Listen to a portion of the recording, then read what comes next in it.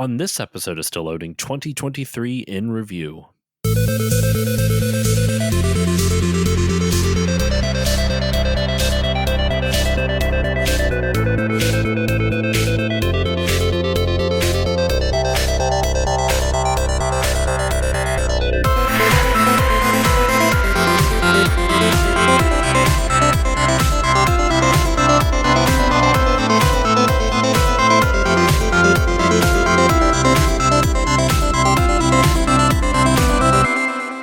Hello, everyone, and welcome to this new episode of the Still Loading podcast. I'm your host, Josh Koval. It is the end of 2023. We have somehow survived this year.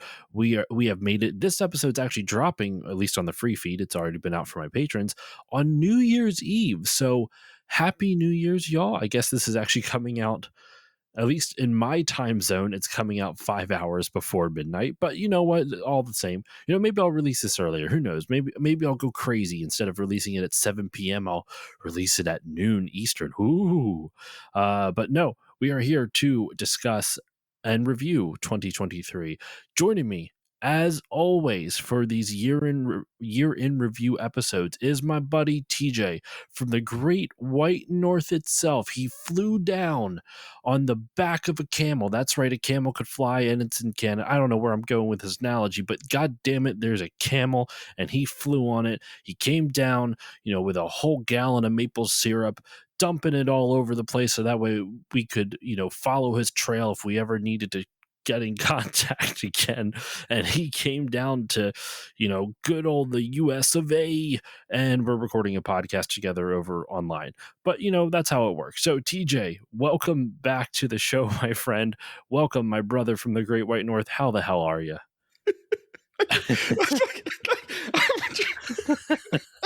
Every year, not well, since last year, you do like that elongated intro, and I'm just sitting here like, what can I say to this? I normally try to make it make sense, but the first animal that popped into my mind this year was a camel, and so I just said, fuck it, we're just going to go with a camel. Yeah, whatever, man. I mean, whatever's, it's a fun way to start the thing, and I'm an American. We don't know what's up in Canada. As far as we know, it's the land of maple syrup and magic. So there's camels. I mean, there is magic, and we do have maple syrup.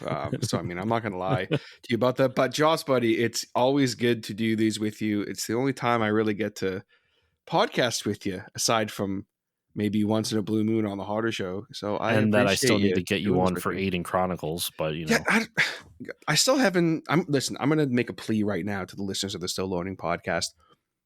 Guys, listen, we need to make this happen. As of right now, if you go to www.booktjonstillloadingpodcast.com, I'm even going to use the .com here, we will make this happen for a low fee of only $376 per month. You can help that support very this real cause. Website. No, but it's always fun to get to do this with you, man. And I'm so glad that we're still doing this now. When did we start doing this? Like 2019? Yeah, I'd have to look back. I am looking back right 2021, now. At least. Maybe 2020. I don't know, dude. We've been doing it for a while, though. It feels like we've been doing it way longer, but maybe not. I mean, I'd have to double check. I mean, I'm looking right now, and I think the last one I had with you was we did do one in 2021. That's when I made you watch that Mario World Christmas special. You sure did. Cave Christmas. Yeah, we did a 2021 we did a 2020 retrospective. So that's at least that. So maybe at least 2020. I'll have to double check to see if there's a 2019, but there was definitely a 2021. And actually, no, we did a 2019 one as well. So we did somewhere. I can't find it, but I'm sure we did one. No, I see it on my feed. Yeah. So we've been doing this for like 4 years at the very least. Yeah, we've known each other for a while. So welcome back, my friend. It's fun always catching up on here, and we chat a decent amount outside of it. Honestly, I've actually spoken to you more than some of my friends that I grew up with in high school, believe it or not. So it's always fun to be able to actually podcast together. And listeners, I mean, one of the cool things from this year, my show has grown a lot. So listeners, TJ was one of the first people that I ever met through podcasting. I figured I should at least give a little intro for my new listeners as to who you are. You're the host of the Hodder Show, and also you are working on a new project, which I'm sure we're going to be talking about. I'm assuming, Yes. right? You're Oh planning on yeah. talking about it.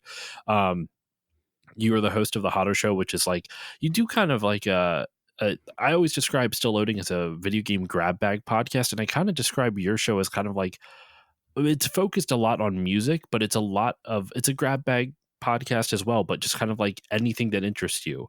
You do a lot of interviews and music talk and wrestling and a little bit of everything. Like you really cover a wide gamut of topics, you know? I really do. And, my, like when anyone asks, my bread and butter is interviews. That's what I've always done.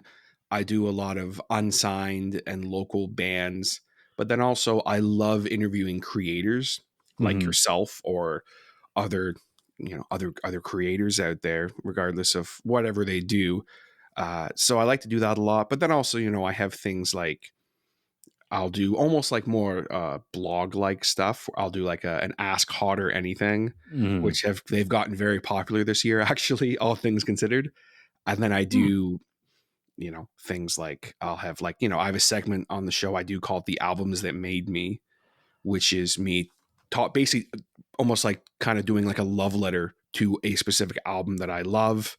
I also do some narration-y type stuff in the horror Yeah, that's what world. you've been getting into And recently. yes, I have. So I do. That's kind of a good way to put it. Is it's kind of a grab bag of a bunch of stuff that interests me, and I don't have one focus, which has also always kind of sort of held me back. But that's okay because I have fun with it. So that's what's most And important to me. that's the most important thing. So yeah. Mhm. And listeners, what we usually do for this is kind of like our one episode of the year where TJ and I allow ourselves to pat ourselves on the back a little bit. Yeah.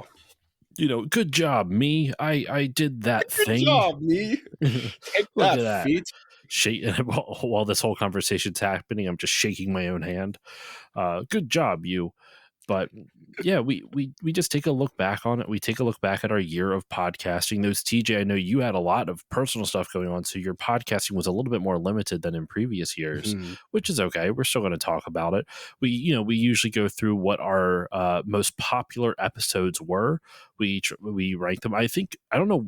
Did we do top 5 or top 10? I was thinking top 10. Like what We our always top do 10 top most 10. that's Yeah. what I thought. Yeah. So we do our top 10 most downloaded episodes that came out this year. I always think it's kind of cool. I'll shout out the guests on those episodes because they're all my guests are wonderful, but I want to make sure I shout out the ones who really who helped make those episodes special. Clearly, because they did well for me. So we do that. We kind of talk about like things that we've thought went well this year, things that we thought didn't go well, things that we want to improve on. And this year we have a Q&A. I polled literally just this morning. I polled a bunch of people on Twitter and on Threads and Instagram and my Discord and everything like that. And yeah, we had a bunch of people who asked a bunch of questions, so we'll do that as well, and then we'll wrap it up with talking about what our plans are going forward. Like, what's a goal for each of our respective podcasts that we want to see going forward. So I guess TJ, talk a little bit about your year in podcasting this year. Like, you had a lot of personal stuff going on. You had to step away for the first time. I think for the first time ever, you took like a couple months off, right? I did. Basically, long story short, for the new listeners of the Still Loading podcast, I tend to ramble a lot. So I'm going to try and be on my best behavior for once It's a and not podcast. If ramble it's too not, much. it's built for rambling. Oh, sure, of course. But for me this year, I took I think it was about 3, 4 months off, give or take. It was only supposed to be 1 month while I actually went on my honeymoon. I went away Mm. for about 2.5 weeks, and I was like, "There's no way I'm gonna podcast in that time frame." But also, to be honest, I was a little burnt out from it, so I was like, "Let me take a month off, then I'll come back, swing in, and have fun and all that stuff." And when I got back from the honeymoon, some work related stuff happened, kind of causing me to just have to be like, "Yeah, there's no way I can focus on podcasting right now." So I ended up taking a couple of more months off.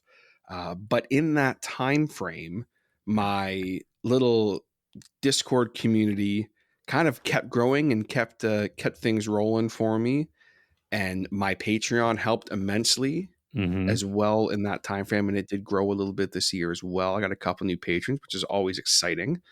So even though I took a step away from the Hodder Show, doing things like the excuse me, the show I have on my Patreon, I kept that going just because it's very different from the Hodder Show, and my patrons really love it. So I made sure to still do that for What is them. that show? Just to, hopefully you can get you some more patrons as well. What Yeah, is that so I bonus do show? a horror narration podcast for my Mm, Patreon called Tapes of Trepidation, and it's something that really grew a lot this year. This time last year, I talked about it a little bit because I had started doing it, but it has grown immensely this year, um, to the point where there's some of my patrons that, to be quite honest with you, they don't listen to the Hodder Show.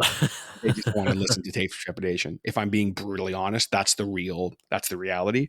It's not that they don't like the Hodder Show, just they may not be interested in everything that I cover. yeah. They listen to the grab bag episodes where I do like, they listen to like the more bloggy type stuff. Or if there's a creator on that they really love or something like that, or something that interests them, they'll listen to that. But there's a couple of them that I know for a fact that they just want to listen to the horror podcast. Like that's the reality of the Yeah. situation. So I wanted to make sure I still kept that going. And then I did uh, start to get more into the voice acting world, which is something that, again, I did talk about a little bit last year, uh, but it really grew immensely to the point where I had the most roles that I've had uh, ever this year. That's awesome. The podcast that everyone should check out is called Baseline Feed. Some dear friends of mine who are also extremely talented. It is a audio drama podcast. It's not specifically horror or specifically just drama or whatever. They kind of do a bit of everything. Mhm. Um, Definitely check it out. Their season 3 is absolutely spectacular, and you're going to see me pop up a couple of times with some pretty big roles, to be honest. Actually, as this comes out, there's an episode that you guys should definitely go check out if you want to support me and support Baseline Feed, of course. It is called Exit 95, and it is one of my proudest pieces of work I think I've ever done, Mm. just strictly because of my performance on it. And because it was kind of a bit of a last minute thing where, they had someone fall through. So they ended up asking me if I would jump in. And I loved the story so much that it was just like kind of a match made in heaven for what I like to do on Tape for Trepidation. It's a little more my speed, but there's some really cool stuff happening with that. So I definitely implore you all to go check out Baseline Feed. Um, but to go back for a second, obviously my honeymoon was such a big deal for me. We ended up driving Oh yeah, we 20. did start Yeah. this as to like why the break happened, and then I was like, Yes, "What I is that kind of, bonus yeah, I show?" got a little No, no, sidetracked, no. but But that, I mean, that was interesting to me. And baseline feed, it's like Baseline, right? That's how you spell baseline. Just to yes, be clear. All Baseline. right, Yeah. just wanted to double check. Sorry, continue. Yes, you had your honeymoon though. Yes. So we ended up driving. Here's something fun for you. So we ended up driving to the as Josh mentioned, I am from Canada. I live in Ontario, The Great White Southern North. Ontario, Southern. So I'm in like the southern-ish part of Canada. Um, we ended up driving to the east coast of Canada, which is about a 24-hour drive. Dear Lord, We drove straight through both times because we're insane. Um, why would you do that to yourself? oh, dude, you don't even know it. So If you then we ended up, survive that, your marriage was meant to last forever. okay. So listen to this. So we, not only did we drive 24 straight hours, like to get to the ferry to take us to Newfoundland, which is another part of Canada. Um, but we drove all the way there, sat in the parking lot for like 6 hours, got on a ferry, which we had to sit in what is basically the equivalent of airplane seats for 8 hours in a super hot room, just sitting there staring at each other because neither of us could sleep. Then We get off that and drive another 6 hours to our hotel. Oh my God. Um, Was it yeah, worth it? yes, Okay. absolutely. Dude, I hadn't slept that good in years. We I believe it. got to the hotel and just crashed. It was beautiful. Newfoundland is such a beautiful place. I it was just, I mean, I can sit here and probably talk about it for the whole podcast, but like in short, we had a really wonderful trip. We were there for about a week, drove all over the place in Newfoundland, then got back on the ferry for 18 hours this time. Why was it so Luck much longer? because we were at the other end of Newfoundland. Oh my So God. yeah, so to get back to where we originally were in Nova Scotia, which is where we were before, it was a 18-hour ferry ride, or was it 16 hours? Whatever. It was Either at way, least 16 hours. that's over half a day. Yeah. So we ended up, we got a cabin, luckily, so we could at least sleep. So it was way more enjoyable. But yeah, we may or may not have had some THE and went to a buffet Mhm. and then went to sleep for a little while. So it was great. But the one thing that did happen while I was there in regards to podcasting, I guess not so much podcasting, but creativity. It really made me realize how much I need I need creativity in my life, not Yeah. just with my voice acting and my writing and the horror stuff and whatnot, but also with the Hodder Show, because by the time I got to the point where I recorded my first interview to come back, which I will talk about a little later, I was just jonesing for it. I was like, I need this so badly because I missed it so much. And Mhm. I'm going to talk a little bit later about something that I really am proud of this year. And one of the things, I'll spoiler alert, I really feel like I found my love for podcasting again. Not that I didn't love it this whole time, but I really rediscovered why I started doing this in the first place. Mm. And that's a really cool thing.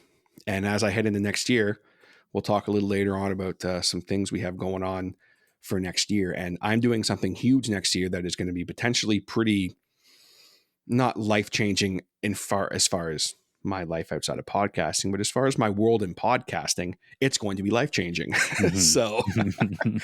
So yeah, little sneak peek for that topic in a little bit here. But I have rambled on long enough. Josh, walk me through some highlights for you this year, my friend, because you had a killer year this year. It's been a year, my friend. This year had a lot of ups and downs, mostly ups though. A lot of times when people say ups and downs, they generally mean there's something bittersweet coming at the end. Like the end of the year was really tough, not for the podcast, but in my personal life. And I don't know if it affected the podcast per se, but some of my later episodes, some of my episodes over the last couple months, I think they all turned out pretty well, but there's been a lot of stuff in my personal life going on behind the scenes that has made it made the end of the year. I might have been a little bit more distracted. I think some of the other episodes though have turned out better than I was expecting, so I'm not too worried about it. But for the vast majority of the year though, it's been a wonderful year, man. It really has been. I this year, I think more than anything, I've gotten feedback from my audience, like more feedback from my audience this year than the previous. And I think I might have said something like that during last year's episode as well, where I was getting more feedback. Well, it's even more this year. And I've been getting some very nice compliments from people talking about how much they enjoy the show, that it's their comfort show, and that's made me feel really good. It's I mean, I do the podcast because I like to talk about video games, but it's also really nice and really it keeps the fire going when when you hear those nice things. So it really meant a lot to me. So that was awesome. It's been awesome watching my kid grow over the last year. She is amazing. She'll be 3 soon, which just doesn't seem possible. I can't believe that, dude. That's wild. Yeah, it's funny. I was telling you off mic that before I came up to record, she was still awake. And normally I record when she's asleep. But with this, because of our schedule and everything, I actually could record this during the daytime, so she's still awake. And she asked to come up to record with me because she knows, like, oh, daddy does a podcast. She doesn't know what a podcast is, but it's something that daddy does, so she wants to be a part of it. It's really cute. So it's been a really good year on a personal level. Both my wife and I are doing great. Like, everything for the vast majority of the year has been like just awesome, like on a personal note. It's just only been the last couple months there's been some stress, but even then my wife and I are figuring stuff out. And just to be clear, that made it sound like it's marital issues. My marriage is fine, I swear, we're fine. Actually, Clarify that. well, and it's funny, we're recording this, the episode doesn't drop. The episode before this, my wife is on the episode, so Ooh, uh that's always a treat. yeah, I always remember you saying you enjoyed that Stardew Valley episode I did with Dude, her back in I 2020. still think I don't remember what it was she said during the episode, but she had a one-liner that I was like, dude, like she needs a podcast. I remember saying to you, like, I will do all the work. Just get her in front of a microphone at least once a week and just I record told her I'm in the process of editing our episode as at the time we're recording this, and I'm listening to it. I'm like, she really could be a podcaster. She was 100%. like, I could tell she's a little nervous, but still, but she doesn't podcast all that often, so I get it. But like, even through those nerves, I can hear it, and I think that she could totally do a podcast. She's not into gaming, but it's, she could do it on whatever she wants. But yeah, so this year's just been a really good year on a personal note. um it just it everything with the pot. Oh, how could I freaking forget this, dude? At the beginning of the year, I think you saw, yeah, I sent it to you and you saw it. My show got mentioned in Screen Rant as one of the top 10 podcasts for history Yes, nerds. dude. I could not believe that. I like absolutely could not believe that. The first episode of the year was an episode I did on Japanese feature phone games, which was, for those who don't remember, feature phone games were like, or feature phones are like flip phones basically, and the phones in Japan were super advanced compared to what we had here in the States. So it was really cool to learn about it. And that episode, by the way, did not make the top 10 of most downloaded episodes, but I figured it was number 19. I'll give it that. I'll say that it was number 19 for the year. But I think that episode, the reason I bring that up in regards to the article I got on, was because they referenced that episode specifically. And I think if I had not done that episode, I don't think I would have made it on the list. Additionally, the person who pointed out to me that I was on the list was my guest for that episode, Rockman Cosmo. And when he first sent it to me, I'm like, oh, come on, don't do this to me. Like, don't fake an article just to, like, I didn't think it was like an actually to be mean or anything like that, but I just thought, just, playing around, having fun, that kind of thing. And then it was real. And I still am in shock, man. Like, I genuinely am in shock that it showed up there. So I thought that was awesome. It was one of the coolest things to happen to the show. And that was the beginning of the year. I found out about that in like late January, early February. And it really felt like this year in general took off. So this is, I think, I say this with no hyperbole. I think this was my favorite and best year that I've done the podcast. And I'm so excited for 2024, dude. I don't know what plans I have for 2024. I have a few ideas.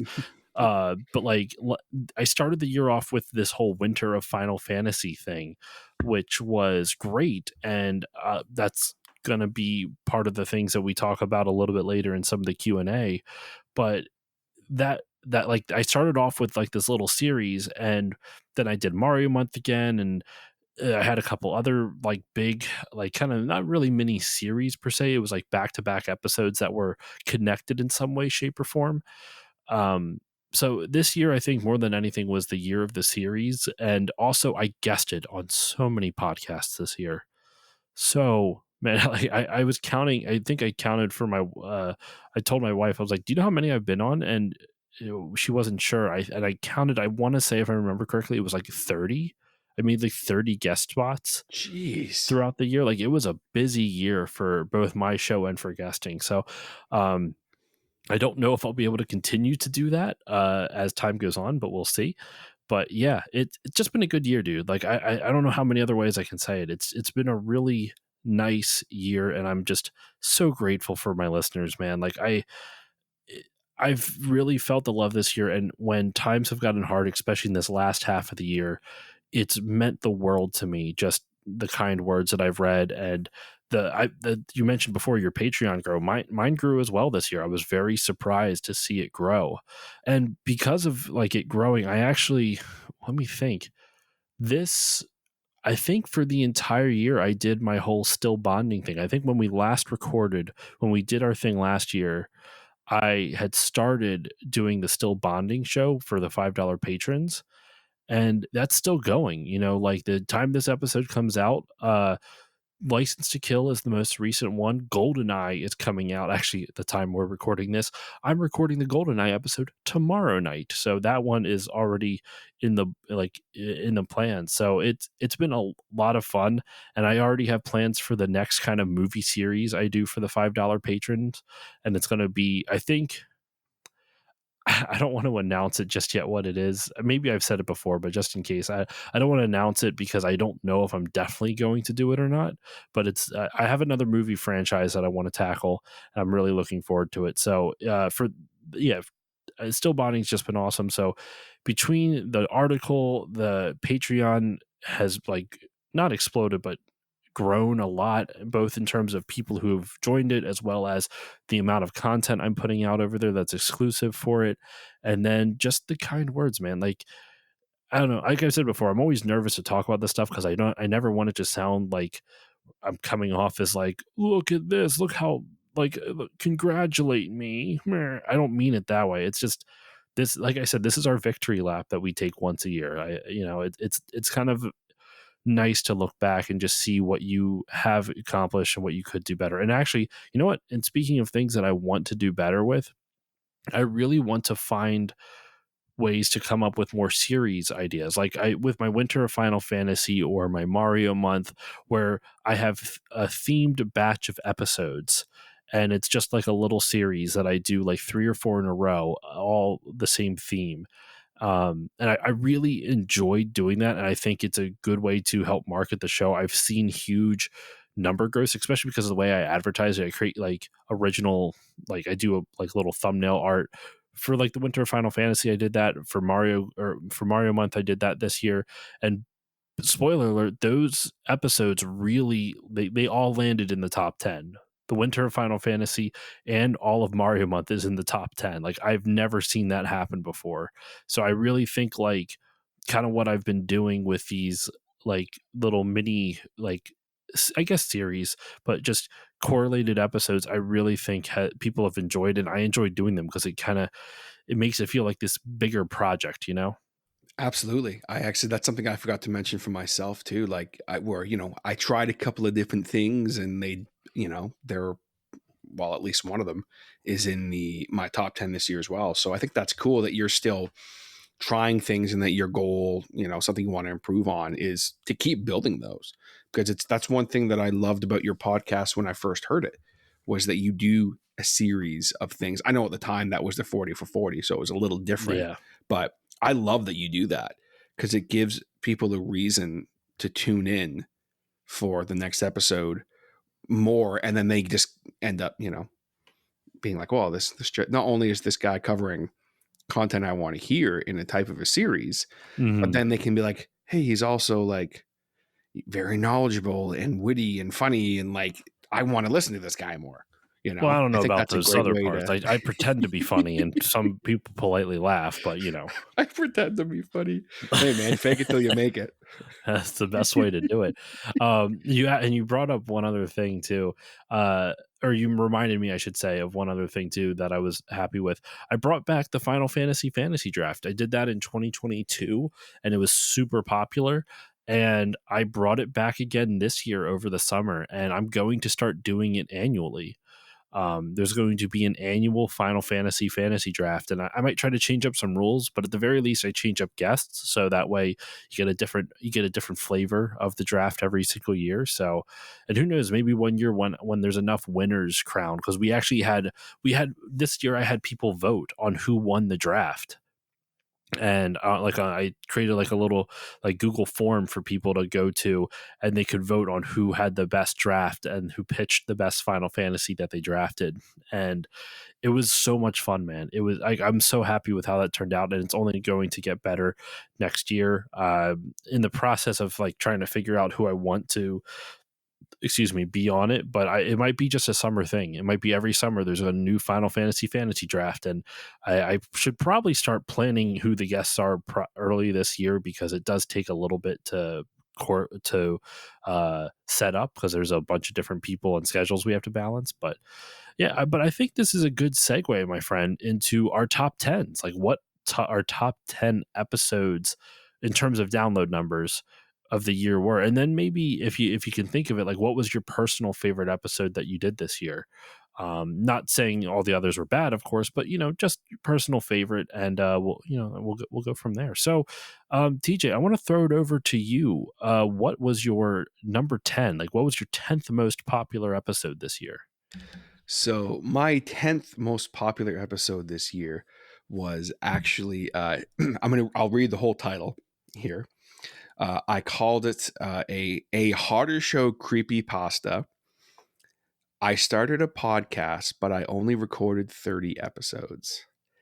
And I have to quickly explain it. So basically, in a nutshell, for my 8th year anniversary this year, mainly again for my patrons and for my Discord community, I decided to do something really silly and fun, where I wrote what is called a creepypasta, which is basically an internet horror story that can be loose, and it doesn't have to be a traditional storytelling, and you can do whatever you want. A lot of them are based in a lot of different silly things. So I decided to write one about the podcast, because I had this really silly idea where I was like, yo, I almost stopped doing the podcast around right at episode 30, because I did a live podcast for my 30th episode. And in this timeline, so to speak, I basically had such a terrible time doing it that I quit after episode 30. Okay. But the podcast kept going. Episodes kept being posted, but they weren't being posted by me. Oh, so it that's was a like, cool idea for a creepypasta. I was like, it. It was like, you know what? So someone's posting and it's not me, but it's people are like, dude, what do you mean? It's your voice. I see you doing it. You're posting it. Like, what are you talking about?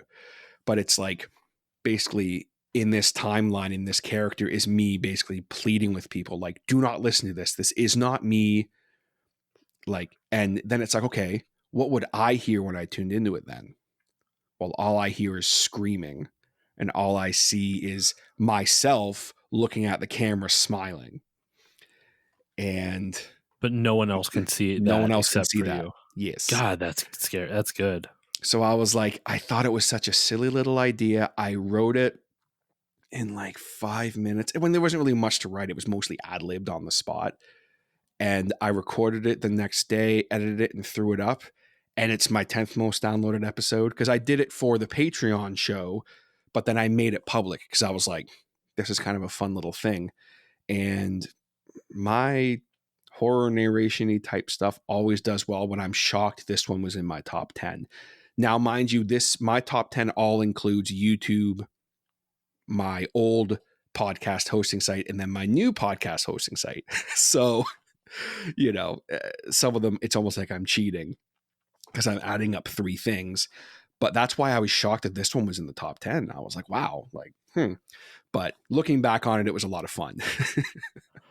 And dude, it's actually kind of prescient thinking about it with all the concerns over AI. So like your podcast stops and people hear your voice still, but that's fucking terrifying. Well, and that's the thing is like, so when I did it, someone asked me like, so like, is it AI? And I'm like, well, that's kind of what you think at first until I talk about like, so then what do I hear when I tune in? Well, all I hear is me screaming.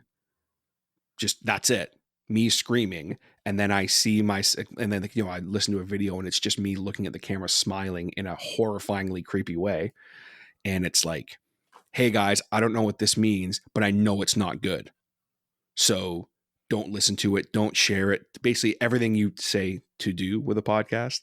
Don't subscribe, don't share it, don't like it, don't listen to it, don't rate it. Like, I And don't of want course it anyone else takes to hear off. this. And of course, yeah, in this timeline, it's super And successful. then yeah. So it's like, that's a fun little joke at myself. But yeah, so that was I had to kind of explain that because I know it was a little convoluted. No, But but yeah, that's a that was my really number 10. And it was a lot of and fun to do. And you know what? I was going to say we should go back and forth, but I think it'd be nicer to get an overall feel for our respective audiences, like what, because the people who listen to our podcast, I feel like it's more interesting if we can hear our top tens like back to back to back to back. So like, Sure. go up to your number 9 and just work I'll your way up run to your through number here. 1. So my number 9 is called Ask Sam Anything.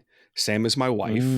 And What I'm not shocked this one's on the top 10, because when I told my Discord community, who a lot of them, I shouldn't say they're fascinated by my wife, but like, she's not around. She's not into the podcast world. She's been on the podcast a handful of times, but we did this format a couple of years ago and she actually really enjoyed it because it's very loose and it's very just, it's not me interviewing her. It's just her answering questions people ask, because you can have a lot of fun with it.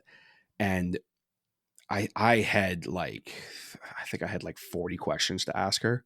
I didn't ask all of them because there was just no way, but it was the second biggest response I've ever gotten from when I announced something on Discord. It was like, holy shit, Sam's coming on the podcast. So it was a lot of fun. I always love whenever I get to record with my wife. It's so much fun. And she doesn't give herself a lot of credit for being entertaining, but she's always entertaining and we always have fun banter and things of that nature. So, I mean, who doesn't love having their wife on just kind of mocking you and I don't mean that as an insult to Sam, but it's amusing from the listener perspective to hear the host just kind of like have someone who's more willing to like belittle them take a the little piss out of them. bit. Yeah, Because she does and she does not. Like, that's the thing is, like, it's funny. To the people who listen to the Hodder Show and the people who are the reason this is in the top 10, my diehard, so to speak, they know who I am. They know I'm,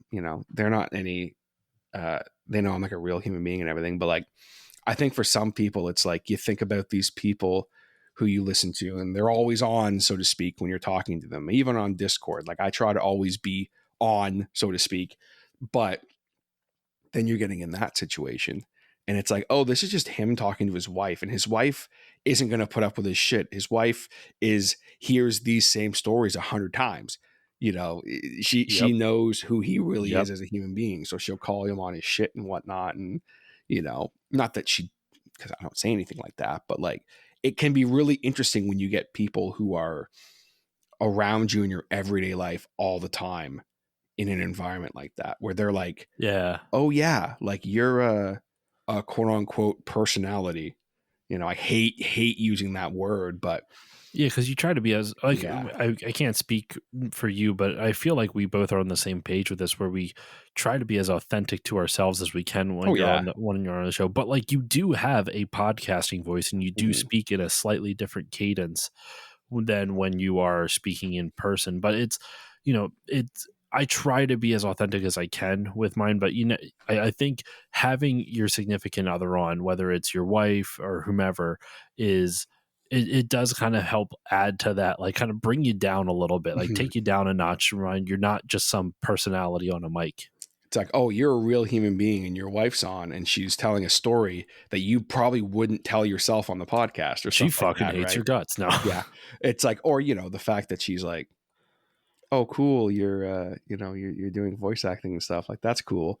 By the way, you forgot to do the dishes last night. Like, no. And it still smells bad. Yeah, it's just like, it's just like, it's cool to have that. I'm making it sound like she's super, super supportive and loves that. But actually, on the day that we recorded this, I actually had her record lines for something for the horror podcast.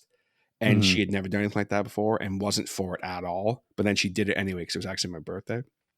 And then I was like, give me a second. And I edited it up and I showed it to her. And she was like, that's me. I'm like, yeah. She's like, that's the coolest thing I've ever heard. I was like, right? Like, do you get it? And she was kind of like, I get it now. Like, I understand why you love this so much. So that was also kind of cool. But yeah, Ask Sam Anything number 9, not shocked at all that it's on here. My number 8 was what I am calling exclusive first listen, which is when a band gives me the rights to play. Well, I use the term rights loosely. Obviously, it's, they're pals. I get the worldwide exclusive to let people hear something for the first time. And I did that twice this year, and it's the first time I ever did it. And this episode was, the band is called Seagrave. They're good friends of mine. Awesome beatdown metal band. Killer stuff if you're into heavy music. Their self-titled EP, we got to hear it in full, like I think it was 2 or 3 weeks early.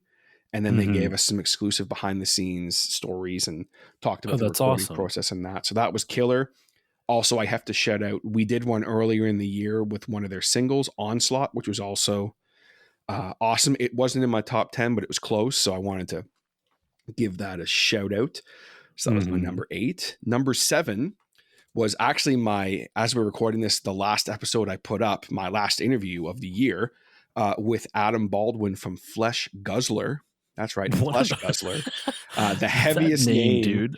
And he is an absolutely sweetheart gem of a guy. And it's so funny because his music is just brutal. Like it's full on blackened death metal. Like it's just brutal. But yeah, really good stuff. It was a great conversation. It was actually the first video interview I did in a while. I ended up using the video for a couple different reasons, which I will actually talk about in a little bit, because one of the reasons was something funny that happened this year. But yeah, it was a great conversation. His fans really came out for it. They loved hearing what he had to say. So again, not shocked that it was on my in my top 10 there. It was a really fun conversation. My number 7 was from Ali from Seagrave. Seagrave's in here twice, I just realized. That episode was a long time in the making. I'd known Ali since my days working at the music store. And he had never been on the podcast. So, I mean, that was a great interview because I literally asked him a question, and then because he had been wanting to come on for so long, he had everything fully prepared to talk about. So I basically he just told me his story for an hour and a half, and I was like, cool, I think we're done here. I didn't really have to, I didn't have to do much to kind of guide the conversation, because I think it's just because that's the best, man. So much. It's so part of me feels like I should be talking more, but then I'm like, no, they're here for the guest. The guest is the one telling the story. If you can just let them go, oh my gosh, it's wonderful. And that was exactly what I wanted out of that. And I knew it was going to be that way, because I was like, again, it had been 8 years in the making. So it was going to be what it was. But that was a really fun conversation as well. My number 5 was my conversation with my buddy Matt Lane, who is a solo artist, also a podcaster in his own right. That was really fun. He is actually going to be playing his final show ever fairly soon.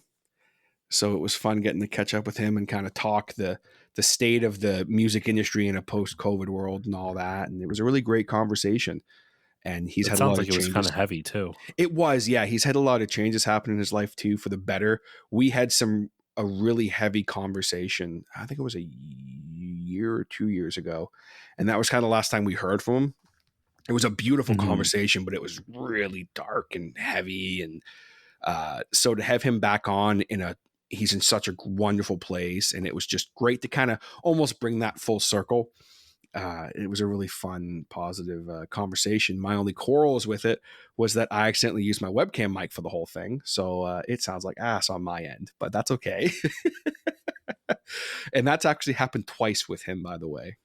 So every time he comes on, I apparently forget how to use audio. So shout outs to my boy Matt.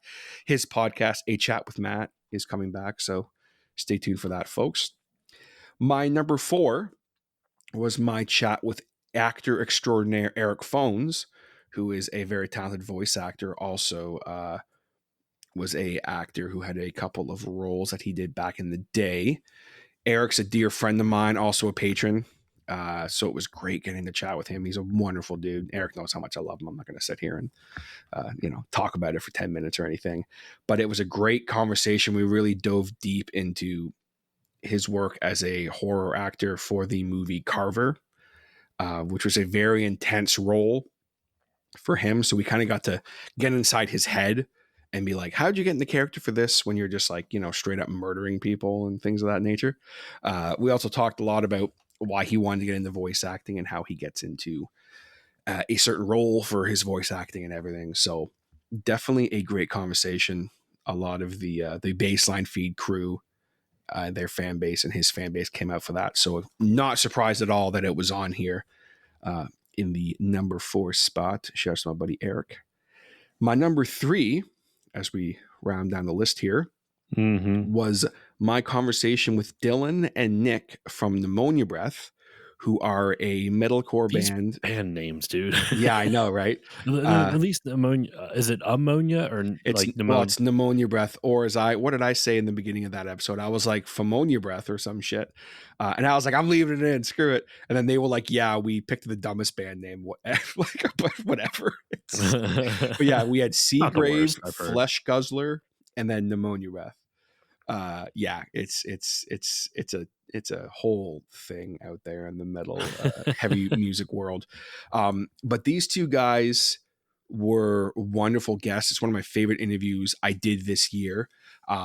They had quite a story to tell as well, because they were both in different bands before that were really popular here in my local area. So people were very curious to hear about their story, and I got to actually be the first person they talked to about their journey to this new band and their new EP they released. So that was great. And I was really honored that they chose me to be the person to give this story to talk about, because they could have chose someone else for sure. They could have chosen someone bigger, but they decided they wanted to go with me because you've been repping the local Canada indie scene for a while, so I feel almost 9 years. Regardless of the size of the podcast, which I'm not saying yours is small, mind you, but regardless of podcast size, you've put in the work, man. You put in the work to do this. I like to think I have some street cred, so to speak. I got to be cool for one night recently where me and the wife went to a metal show, actually at the venue where we got married at. I forgot to mention this in my highlights. What? So the venue we got married at, it's like a restaurant, and then there's like an event area above the restaurant. Okay. So there was a full-on heavy metal show at this restaurant above it in the room we got married in. Where our head table was where the bands were playing. That's wild. And it was some homies, so that was really cool. But as we're walking in, I was saying to Sam, there might be one person who recognizes me because they're buddies. So but no one's gonna fucking care. No one gives a shit who I am. It's fine. As we're walking up to the fucking thing, all I hear is that TJ Hodder from the Hodder Show? And it was homies. So it's not like a fan recognizes me or anything, but I ended up and then as we walked in, I ran into another band who I hadn't met all of them yet. So within the first 5 minutes that we were there, it was oh my God, it's TJ from the Hodder Show type shit for a second. And afterwards, she just looked at me. I was like, "Okay, we're done now. I promise. This is it." So I got to be cool again. But I like to think that with what I've done, it's earned me that little bit of almost not immediate respect, but I'm trying to figure out how to word this properly. There's some respect there for what I've done. I think, so I think that's why they decided to go with me. And also I had worked with Nick's band previously on something. So it was really cool to bring that full circle and get them to tell their story, because it's a wonderful, beautiful story of just, sometimes you let something you love go and then you can get back into it. So I definitely recommend that episode, not just if you're fans of the band or you're heavy music fans, but just for their story is really great. My number 2 was a conversation I had with a Canadian artist, Sierra Levesque, who is she's a young guitarist and singer, and she's fucking already like way more talented than probably 90% of the people out there, if I'm being honest. And she was wonderful. Great interview, very forthcoming with her story and very warm, and she has some great music. The sky's the limit for her. I think in like another 5 years she's going to be fucking all over the place. So Sierra Levesque, go check her out, support her. She's awesome. Definitely going to be getting her on again sometime. And then last but not least, my most downloaded episode by actually a lot, A country mile, by as a they pretty by a country mile, by a country mile. was well, I gotta get off Otis Cletus. I was like, why are you still speaking that voice? Cletus, I gotta damn Otis Cletus. Sorry, folks. Otis Cletus is a character on my Discord. What was I saying? Yes. Back to the seriousness for a second, because this was really cool to see. I didn't expect this, but my most downloaded episode is also my favorite episode that I did for the year, but I'll talk about that in a little bit after Josh gives us his top 10. I did a Halloween special, as I do every year now, of a narration of an original story. And the story was called The Last Time I Went Trick-or-Treating. And basically, very, very quick synopsis. Young man ends up going trick-or-treating for the first time on his own, which is going to be also his last year trick-or-treating. Ends up going to an area he probably shouldn't have, but it's fine. Everything goes well there. And as he's walking home, he sees this house that is fantastically decorated with music and everything. And there's a friendly old man on the porch.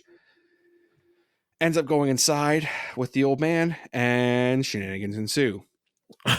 That's okay. And horror shenanigans. Not good. Paranormal, monster, demon stuff. Ooh. And it ended up doing quite well, and I was kind of shocked, but I'm really proud of my work on that.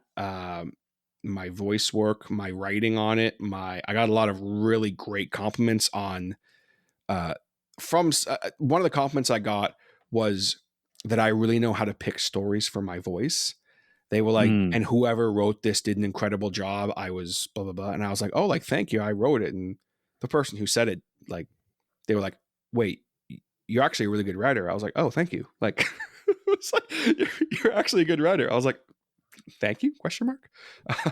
But yeah, it was a lot of fun. And, provided what I'm going to be doing next year, this is a really good indication that I'm heading the right way with my creative career. As much as the Hodder Show is always going to be a thing, the fact that this is my top episode by quite a bit tells me that there's a lane out there for me in this world, I think. So yeah. The last time I went trick-or-treating was my number one downloaded episode of the year, and there's thousands I would love to give a shout out to for also doing well, but those are my top 10. So Josh, I have taken up enough time, my friend. Walk me through your top 10 downloaded episodes of the year. So a lot of my episodes are actually from earlier in the year, but there were two that were the latest episodes that made it into the top 10 are from July, and the first of those two episodes from July is my number 10 episode 272, 9 hours, 9 persons, 9 doors with Kate Gray. Kate is a games journalist, and I had her on for this because there was earlier in the year, there was this, aggregate list of the top 100 best games of all time. And the way they compiled the list was that they asked a whole bunch of people in the games press, like I'm talking like hundreds of people, and they all gave their own personal rankings of like 1 through 100 type of thing. On the list, she said like one of the ones she put up at the top of her list was this game, 9 hours, 9 persons, 9 doors. And I'm honestly surprised it made it into the top 10 because it's not like it's a well-known game, I would say. It's a visual novel. So I'm very surprised that this game made it in, or this episode, because it's on a game that not a lot of people talk about. I'm very surprised it made it into the top 10. So I was really happy to see that it did so well. Visual novels are something I haven't played a whole bunch of, but TJ, I thought you would find this game interesting if you ever get a chance to give it a shot. Because have you ever personally played like a visual novel type of game? I haven't, but it's something that has always interested me, just because I do Hmm. love, you know, reading and things of that nature, obviously. So that would Well, be, I'd love to hear about it. so without going too far into the plot of this, the basic overview is that you play as a character named Junpei who wakes up on this base. It's almost like a navy ship, like an ocean liner or something like that, and you're Okay. trapped inside this room and you have to figure out a way to get out of the room. It's kind of like a barracks type of thing, like a single cell barracks type of thing. And when you get out of the room and you like, you don't actually control the character. It's a visual novel, like I said. So the it's pretty much puzzles or the gameplay elements of it. You find out that there's a bunch of other people here also who have been somehow captured and woken up on this ship. And you find out that you there's someone speaking over the loudspeaker named Zero, who says that you are part of the Nonary games and you have to find a way to escape this ship in under 9 hours. And there's nine people, there's 9 hours to get out of here, and there's nine doors that you have to go through. But there's like some puzzle shenanigans on how to get through the doors, which I'm not going to go into all of that. But essentially, the puzzle shenanigans just determines which people can go through the doors and which people cannot, and you can use different combinations of people to solve the puzzles. So that's kind of where your choice in lies. If you go through the door and you don't, and when the door closes, you have like, I think it's like 30 seconds to find another scanner. And if you don't scan it, then the bomb that's been planted inside your stomach will explode.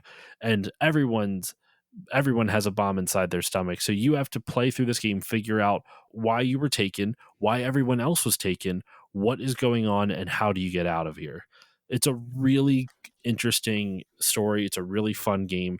And I was just surprised to see it as my top 10 in the top 10 because, like I said, not a lot of people know about this game. It was originally on the DS, and visual novels are not a popular genre. So I was happy to see it at my number 10. That's awesome. And it sounds cool. I've never like delved into that world, but it sounds like I might need to. It's worth checking out. My Put it number on the 9. list. Put it on. Put it under the no. One of the questions we get from the listeners at the Q&A segment is, what's a backlog game? There you go, TJ. There you go. There's a backlog for you. My number 9 is New Super Mario Bros. Wii, which was part of Mario Month. It was actually the third episode of Mario Month. That was with Jared from Play Along Podcast and Chazzy from the Side Project Podcast. And what a fun, amazing episode. That episode actually kind of, wow, it's wild how this works out.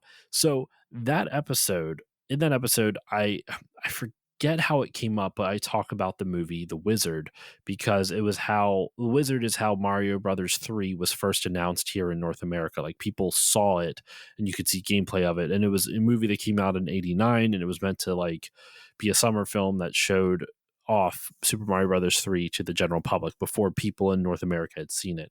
And Chazzy and Jared were like really intrigued by this. And, I don't really need to go too much more into talk about New Super Mario Bros. Wii. It's a Mario game. We've played a bunch of Mario games. But what's funny is we made plans on that episode to be like, all right, I'm going to have you all back later in the year and we're going to do an episode on The Wizard. Well, guess which episode is number 8 on my list? The Wizard from 1989. So they're literally back to back. Jared did come back for that. Chazzy, he could not. His schedule got too busy. But joining me on it was Stefan Reese from the Art of Nintendo Power. He's known as the Art of Nintendo Power on Twitter and on Instagram and a lot of on social media. He runs like a charity that preserves video game art and stuff and ephemera and stuff like that. And by art, I mean the original pieces of art that were used for like magazine covers and shit like that. Like he has like the original paintings and the original pieces that were done by the artist that eventually got used. Like it's really cool. So he's been on the show a handful of times. He was on for some of the Captain N episodes. Dude, I totally forgot to bring Captain N up in my end of the year retrospective. I've been doing that series for 2.5 years. I'll shout that out at the end of my top 10. But I'm so sorry, Dexter. That was one of my favorite things to do. We just wrapped up that series as well, literally this month. Um, but anyway, sorry. So yes, I had Jared back on for the Wizard. I had Stefan Reese from AKA Art of Nintendo Power, and who he runs the Art of Nintendo Power exhibit. They were on to discuss the Wizard, and dude, what a wild ride! Like we laughed so hard on that episode. There was so many goofy moments that happened. It was great. It was one of my favorite ones to record. Not my favorite, but one of my favorites for sure. Um, Moving up to, let's see, 10, 9, 8, we're up to 7 now. Back to Mario month, it is Super Mario Galaxy 2. And that episode featured my buddy Dan Greenberg from Winter Ion Games. It's a YouTube channel, as you can find him, Winter Ion. Like it almost looks like Winterian, but it's actually supposed to be two words, Winter Ion. So Winter Ion on Twitter and Blue Sky and Instagram and all that good stuff. Mario Galaxy 2, it was a really fun episode. So Mario month this year focused on a lot of the 3D games. It was Mario Galaxy. It in total covered New Super Mario Brothers for the DS. It covered New Super Mario Brothers Wii. It covered the two Galaxy games, Galaxy 1 and 2. So while Super Mario Galaxy 2 was number 7, number 6 was the original Super Mario Galaxy, right back to back once again. Even though they weren't back to back episodes, they were. It's funny that Galaxy 1 got the spot higher. And that episode, I had on my buddy Eric Guess from the podcast Unlockables, and also I had on my friend Chris, also known as the British Bond Addict on Instagram. And that was such a great episode. I love having Chris has been on a bunch of times and Eric has been on a bunch of times. They're both such great guests. And I really think I mentioned before I was happy with the series that I did.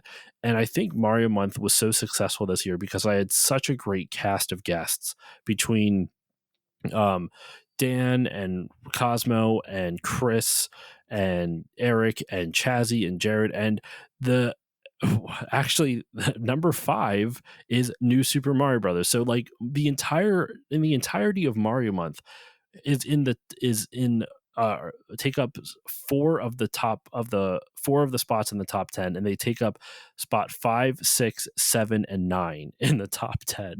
And for the New Super Mario Brothers episode for the DS one, that was with Try from My Life in Gaming. God, I just love that episode. Try is such a great guest on any podcast episode that he's on. I love having him on. I want to have him on again. But are you a fan of any of these Mario games, man? I'll be brutally honest with you, brother. I haven't played a single one so far. I'm not. I'm not much of a gamer anymore. I know you had that gaming podcast and then you fell out of it. Yeah, I'm very selective, but also like I don't have like the only Nintendo system I You don't still have use at time. all is like the N64. So yeah. Well, you should check out actually a fellow Canadian. Shout out to my buddy Dave over at Remember 64, Dave Petrangelo. Ooh. You can check out his podcast. He's covering all N64 games. So Remember 64. So Okay. he's a good dude. Check out his stuff.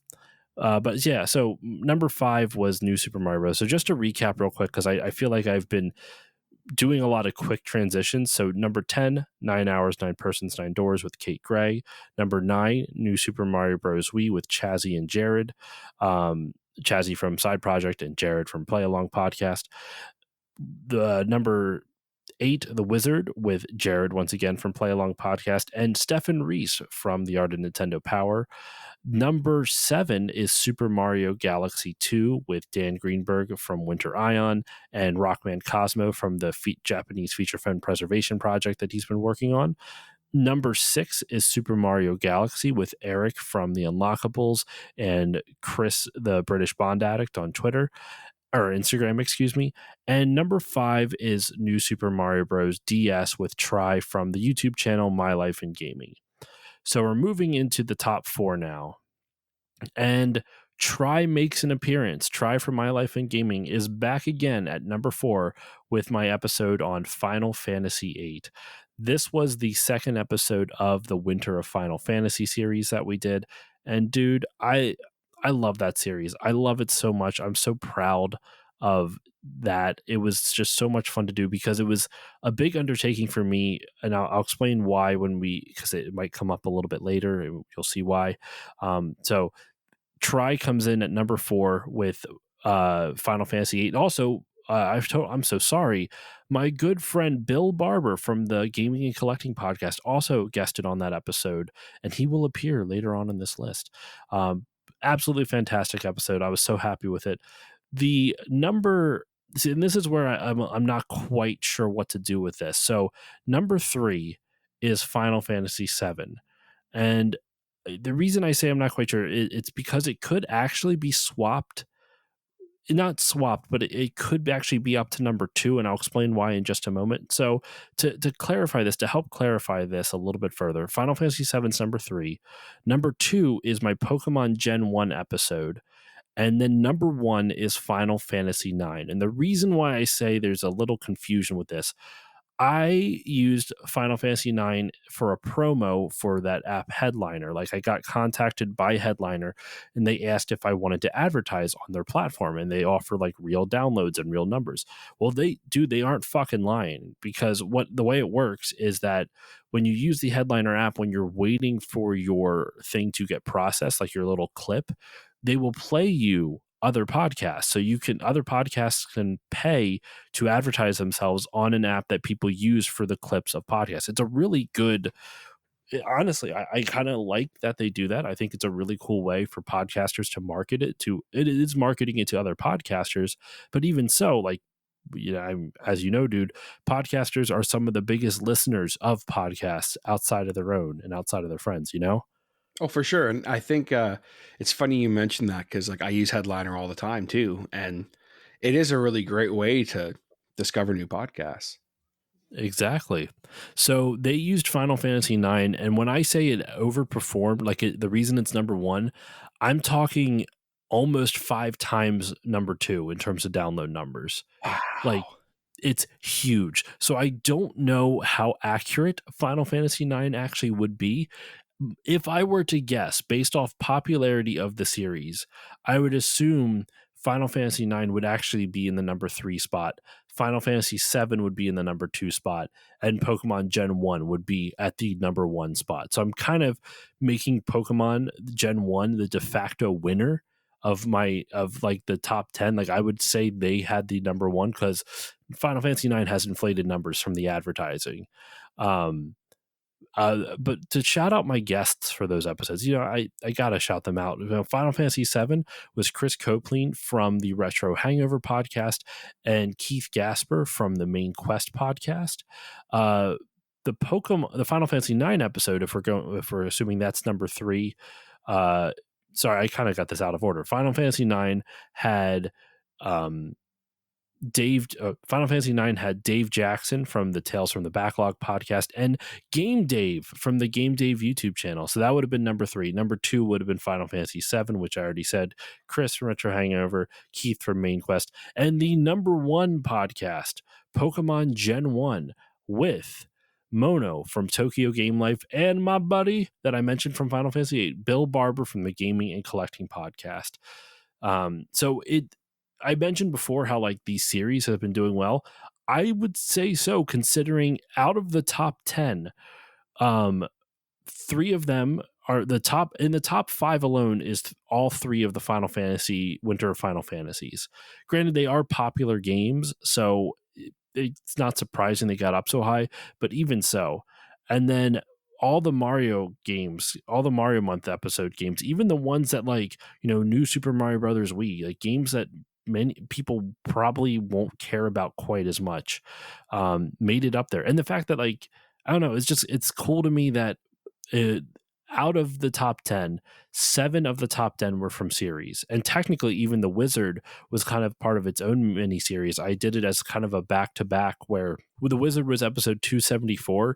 Episode 273 was a retrospective on the Famicom, the Japanese version of the NES for its 40th anniversary of its release in Japan. Like 40 years ago this summer, it came out in Japan. And so that episode was a tribute to one of the most important systems of all time. And that episode also had Stephen Reese and Game Dave and Try from My Life in Gaming. It had a lot of cool people on it.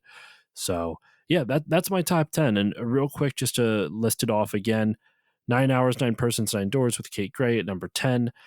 New Super Mario Bros. Wii at 9, The Wizard at 8, Super Mario Galaxy 2 at 7, Super Mario Galaxy 1 at 6, New Super Mario Bros. From the Nintendo DS at 5, Final Fantasy 8 at 4, Final Fantasy 9 at 3 after I kind of revised that order, Final Fantasy 7 at 2, and Pokemon Gen 1 being the most popular episode of the year. So yeah, it's been a good year, dude. It's been a really good year. I'm happy with how these episodes turned out.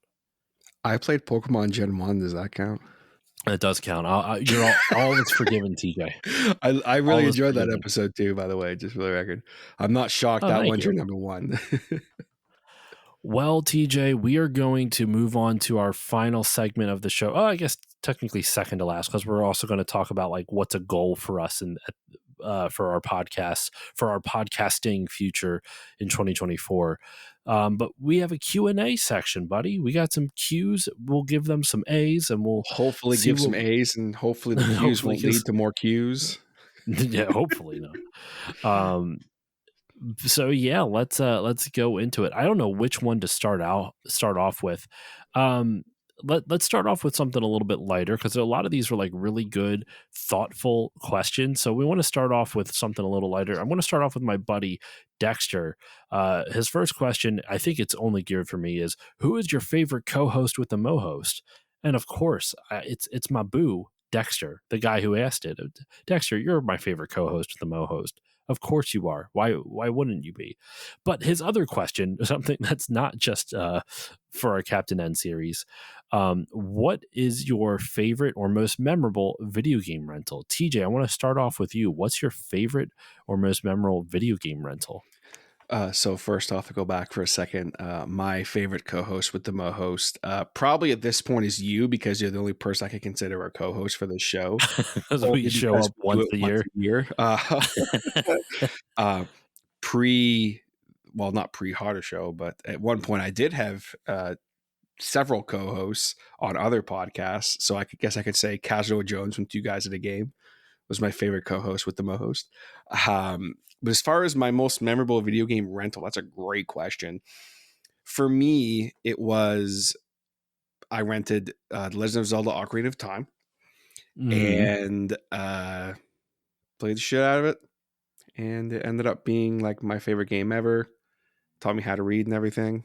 That's I remember, yeah. I don't need to go into. It didn't actually teach me how to read. It helped improve my reading. Well, it helped with your reading literacy. It helped with your literacy, which is awesome. Absolutely. And who says video games can't teach people? Oh, yeah, I'll fight those people. I'm like, bruh, you don't even know what you're talking about.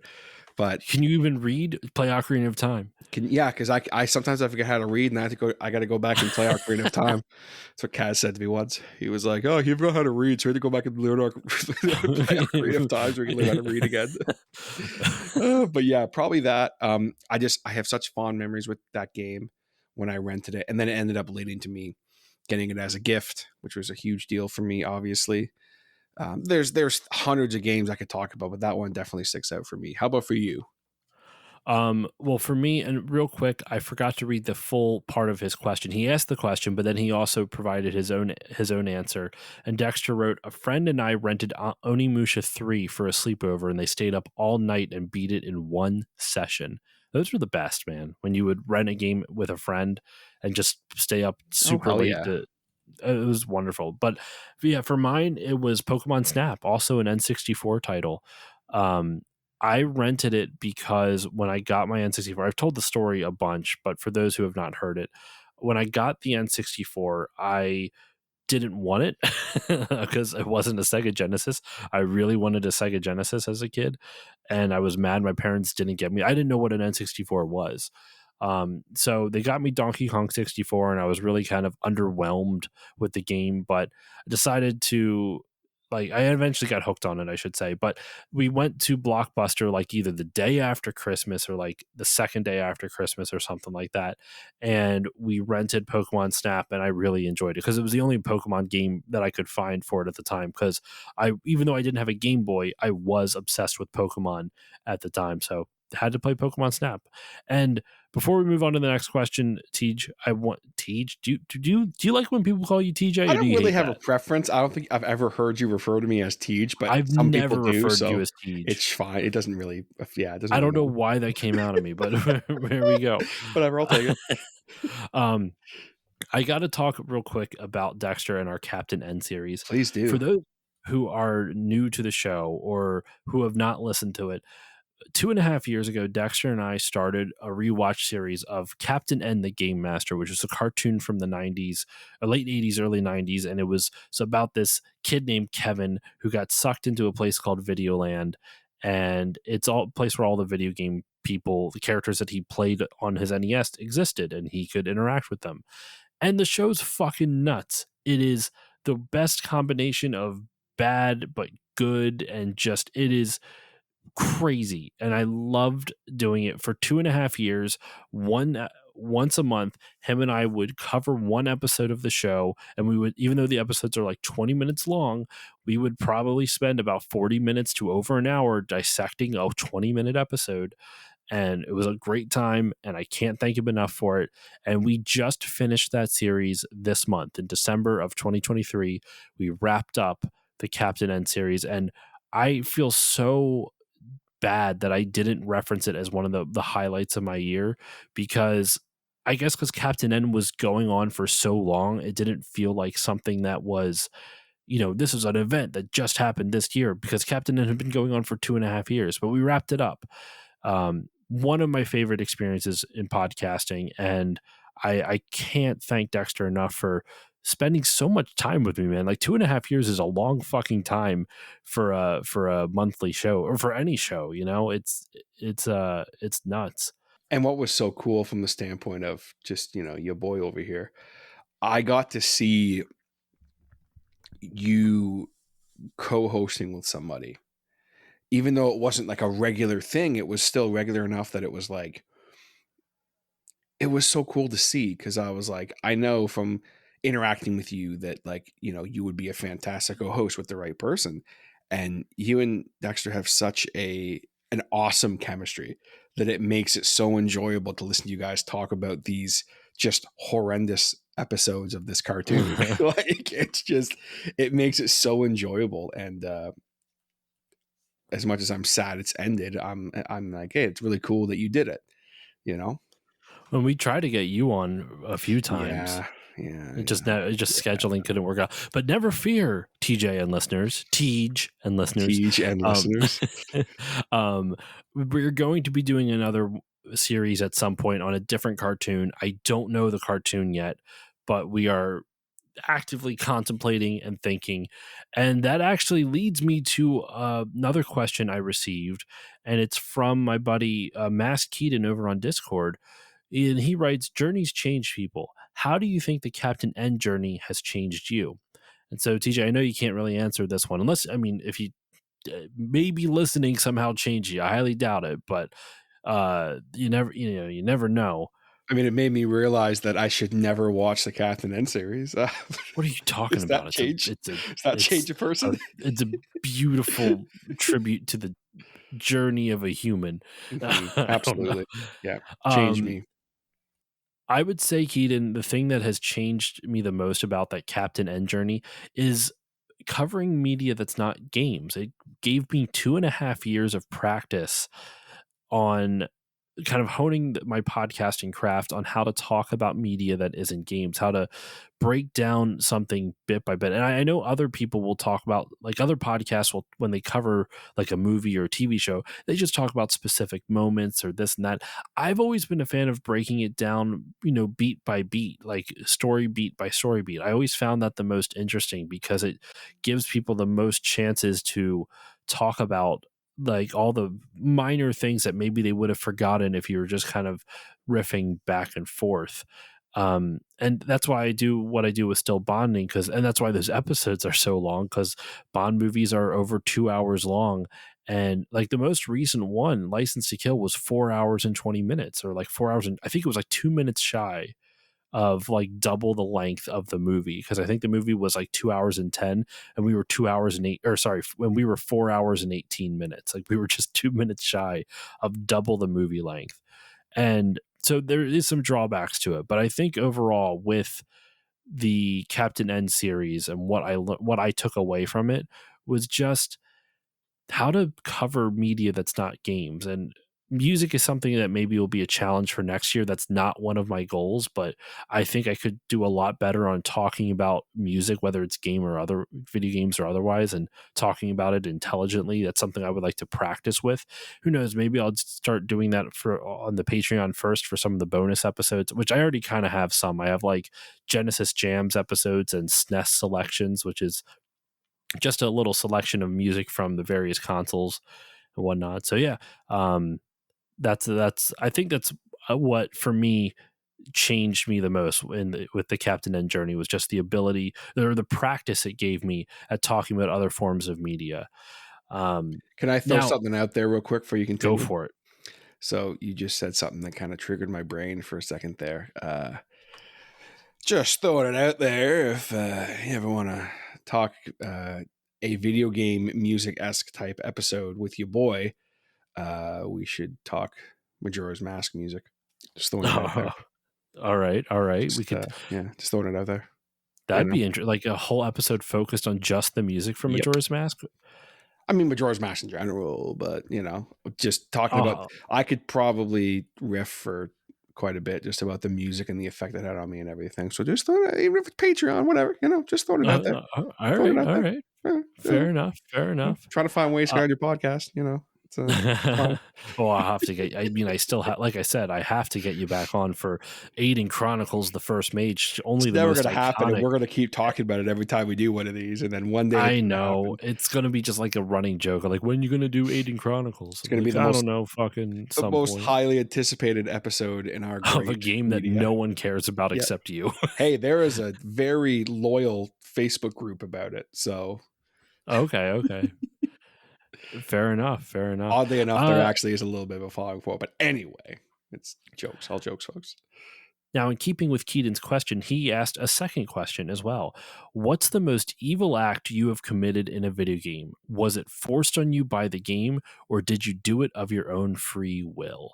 TJ, do you have an answer? I don't think I asked you, because with some of these, I actually gave you the cute questions beforehand, so you'd have time to prepare some answers. Do you have one for this? If not, I know mine and can answer it right now. You go first. Okay. Let me think about it. So for me, it was from Spec Ops: The Line. Now, there's a little bit of spoilers with this, minor. I'm not going to spoil the main story of it, but there's a section in the game where a game kind of forces you to drop phosphorus bombs on a whole bunch of enemies. And when you go down to inspect the carnage that you wrought, and phosphorus bombs are like, they're fucking brutal, man. Like, they burn through people, and it's just rapidly hot. And like, I don't even know how to describe it. I don't know exactly all the ins and outs of what it does, but it's borderline inhumane. And so when you go down and you're seeing like charred remains and people, some of the people who might still barely be alive are missing parts of their body. It's really nasty. And you get to the end of this, so it's building up, like this whole section is building up, and you're just like witnessing the carnage you created. And you round a corner, and there is a mother holding her child, and they're they're dead, but they are like essentially just ashes in place. Like they are charred alive, like frozen in time. And dude, I almost cried when I got to that part. Like I when I play games, I can't do evil acts when it's just like me choosing to, like in like, Fable or like Skyrim. Like I always play the goody two shoes or something like that. But so I didn't have an answer for anything that like I chose, but when it was forced on me, Spec Ops: The Line is the thing that like really hit hard for me. I could also probably think of Call of Duty Modern Warfare 2 with the whole airport thing, but this one was a little bit more impactful for me because A, it's a little bit more recent, and B, also now that I'm a parent, that seeing that mother and child just fucking destroyed me. It was a brutal moment. Yeah, I totally, absolutely get it. That actually probably would have been one of my answers if I'm being honest with you. For me, let me think about that for a second. Probably throwing the penguin off the glacier in Mario, Super Mario 64, because that's just pure evil. There's no, you're not forced to do it. You just I do like it. how what a nosebleed of a hairpin turn. That was, oh my God, they're talking about mother and child getting burned alive in a in like war crimes. I dropped a fictional penguin off of off a fictional world. I didn't look at it like that. Oh gosh, yeah, probably that. But also like, I mean, that penguin's also fucking annoying. yeah, I threw that motherfucker off every chance I got. So fuck that penguin. I don't give a shit. He ain't real. I don't care. I mean, No, but technically, like, what happened in my game was also not yeah, real, but it's portrayed as but I real. But get it. still, Yeah. that that nosebleed of a swig, holy shit! Oh my God! All right, let's move on. Oh god.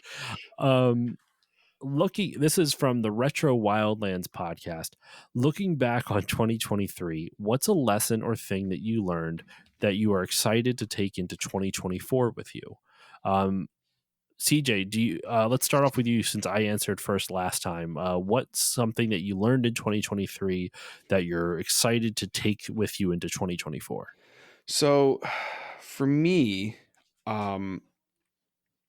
it's a pretty, I'll say this as quick as I can. On a personal note, also in regards to the podcast, is not letting things bother me so much, like, I often struggle with like, I'll be like, oh, I don't have content this week. Oh man. And then I'll like spiral out of control because I don't have a podcast up that week. And it's like at the end of the day, that's not fun, right? No. That makes it not enjoyable. So I've really gotten better with not letting that bother me, but Mhm. also not to take it so seriously. Like first and foremost, it's supposed to be fun. And yes, I Yeah. think you should treat it in some situations like a business and whatnot, but also at the same time, you gotta have fun. And I mentioned earlier, I feel like I kind of found my I found the fun again, if that makes sense. Yeah. And I'm not going to stress so much about if I have a week where I don't have content or whatever, or like, oh, I record some content quickly just so I have an episode, and then I look back on the episode and I'm like, that wasn't my best work. Hmm. It's little things like that. But then also in my personal life, just not letting things bug me so much, man. Like I have a really short temper. I wouldn't say it's a bad temper because I get over things pretty quick, but like Hmm. I'll have a little like, and I'm like, oh, that was really silly. Why did I just get mad about that? Like, it's embarrassing, and it's just like I feel like I understand more where these things come from and why I do those things, and then it's like let's try and leave that a bit in 2023, and let's not take things so seriously in life, and just try to make sure I'm living and having fun and everything, So that's kind of what I'm trying to bring into 2024 with me that I learned in 2023. it's a good thing to have learned. I feel like I remember I was talking to you off mic about how it really got under your skin when you didn't have content out every single week. And I can tell you, as someone who I've been able to stay consistent this whole year, which is awesome, but there is really a sense of like you don't get to really enjoy the episodes you're putting out every week because you're always just focused on the next one. So like I just had my Captain N finale come out. The time we're recording this the week the Captain N episode, the finale came out. And I'm already focused on the next episode. Like it's already uploaded and ready to go, which is awesome. But it feels like I'm it feels like you can't really enjoy the work that you've put into it. And I look back and I can look back on all the episodes I made this year. I'm very proud of pretty much all of them. And but at the same time, like in the moment, I can't really enjoy the work that I've put in for those episodes. I did a super personal episode this year called Rocking Chairs, Halo 2, and LAN Party Memories, where I interviewed a bunch of people from I had my mom on the show for the first time. I interviewed other people that I've never had on the show. My friend CJ, who I've never had, and my friend Jamie, who I have had on a handful of times, and all about like memories. And that one was really fun and important to me. And I did advertise it a little bit, but as soon as that was done, I'm like, all right, Captain N is next week. That's episodes 5 and 6 of season 3. That's the next one up. Oh, what's after that? Oh, it was Spire the Dragon. So it like you really don't get you don't I feel like, at least for me, I don't enjoy the content as much. I'm not allowing myself to enjoy the fruits of my labor, So I think it was kind of smart. If it's causing you that much stress, I think it was a good thing that you took some time off and just kind of said, fuck it. Like, I'm not going to have an episode this week if it's not going to be a good one. And I think that's a really smart and mentally healthy thing to do. For sure. And it's not like, oh, I don't want to have content because fucking, I don't want to do it. It's just like, if I can't, for whatever reason, I'm not going to force myself to do something and look back on it and not be proud of it. That's basically the point I'm trying to make. Yeah. For myself, for this question, looking back on 2023, what I really am going to be taking into 2024 is time management. This year, I have done more content than I ever have an entire year for the podcast. I do 2 bonus episodes every month.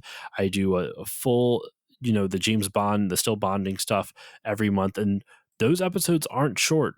2.5 hours is the shortest episode in that series. And so far, 4 hours and 18 minutes is the longest. Like it takes a long time to record that. It takes a long time to edit that. And I'm also doing, like I said, I'm doing the bonus episodes, and then I'm also doing the main episodes every single week. And so I wouldn't be able to do this if I didn't learn time management skills. Part of that is also shout out to my wife. Her and I are the definition of like, we like to do our own thing, but separately. Like we love to be together, but you do your thing. I'll go into this other room and do my thing. We like knowing that each other are in the house, but we'll go off and do our own thing. If I didn't have that, I don't think I'd be able to do everything that I'm doing while working a full-time job, while being a parent and all that other stuff. And so time management, learning to balance it between work and family and the podcast, and I've gotten a lot better at it over the year, and so much so that I'm planning something I can't announce because it's contingent on a personal life thing. And once that personal life thing happens, then I can announce it. And actually, if you're curious, I did announce it on the Patreon. If you want to become a patron, on the bonus episode that's actually coming out very soon, I talk about it a little bit, but the project is big, and so I'm actually in the process of working on it right now. Like I've already recorded a handful of episodes for this project that I want to do. Recorded one, planned others. In any case, but yeah, so time management, that's the biggest thing that I've taken in for this year. And I think that's important because, especially in Yeah. the podcast world, Yeah. obviously. Holy shit. Dude, there's a friend of mine, which I won't name because I don't know. It's nothing like it bad, but just in case they don't want any of their personal things that we've talked about in private to get aired. A friend of mine who also does a podcast has talked to me a lot about how they don't know how they're able to do stuff weekly, and I'm like, like if you want to stay consistent, this is the biggest advice I offer to any podcaster. If you want to be like, the biggest key to me is consistency. Like, you're going to learn how to be better at podcasting through practice. You could be the shittiest speaker in the world, but you're going to get better, or at least serviceable, maybe even great, if you keep practicing at this.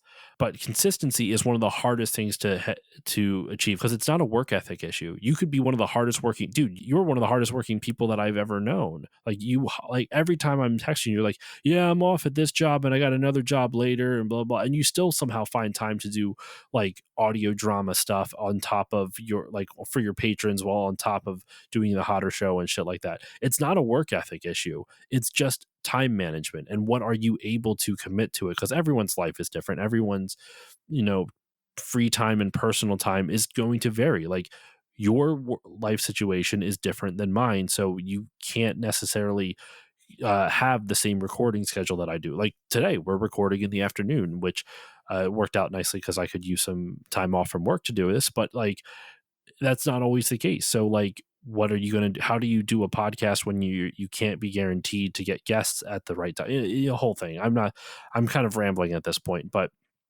I always tell people that time management and consistency are the most important things for a prospective podcaster. I tell people, start off making an episode, see how long it takes you to make the episode. That gives you an idea of how long your turnaround time is at the start, until you learn the craft, and then you can get quicker at it. Then start trying to record a bunch of episodes before you release any, just so that way, you have a backlog, B, you have an idea of how hard it is, or how efficient or easy it is to be able to schedule recording sessions, get them put together, and then edit and release. There's a whole bunch to it, but like, that's always my advice that I offer people. Which is fantastic advice, for the record.